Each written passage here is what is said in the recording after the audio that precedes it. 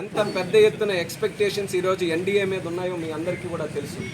ఆ ఎక్స్పెక్టేషన్స్ని మనం చేరుకోవాలంటే ప్రజలకి మా మీద ఉన్నటువంటి నమ్మకానికి మేము న్యాయం చేయాలనంటే ఒక కొత్త పద్ధతిలో ఈ యొక్క పార్లమెంటరీ పార్టీ సమావేశం కానీ ఢిల్లీతో ఉన్నటువంటి అనుబంధాన్ని, ఎందుకంటే ఎన్డీఏ కూటమిలో ఉన్నాం కాబట్టి రాష్ట్ర ప్రభుత్వం కేంద్ర ప్రభుత్వం మరింత బలంగా కోఆర్డినేట్ చేసుకొని ఏ రకంగా ముందుకు వెళ్ళాలన్న దాని మీద ఒక కొత్త పద్ధతిలో ఈ మీటింగ్ జరిగింది. అందుకనే ఎప్పుడూ లేని విధంగా ఎంపీల తాలూకా మీటింగ్లో రాష్ట్ర మంత్రులను కూడా ముఖ్యమంత్రి వర్యులు పిలిచి ఆహ్వానించడం కూడా జరిగింది.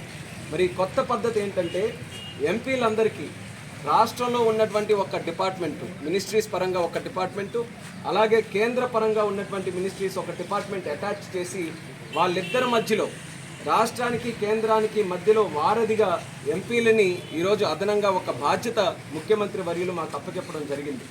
మరి ఆ బాధ్యత సక్రమంగా నిర్వర్తించి ఈరోజు ఆంధ్రప్రదేశ్ రాష్ట్రాన్ని కష్టాల ఊబిలో నుంచి